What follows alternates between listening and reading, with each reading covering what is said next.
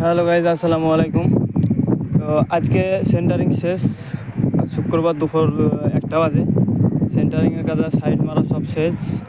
এখন কাল আমার ঢালাই কংক্রিট আছে, কাজ আমাকে পুরো কাজ একবারে কমপ্লিট, ফুল কমপ্লিট দিয়ে ঘরে যেতে হবে, না যেতে হতেও পারে।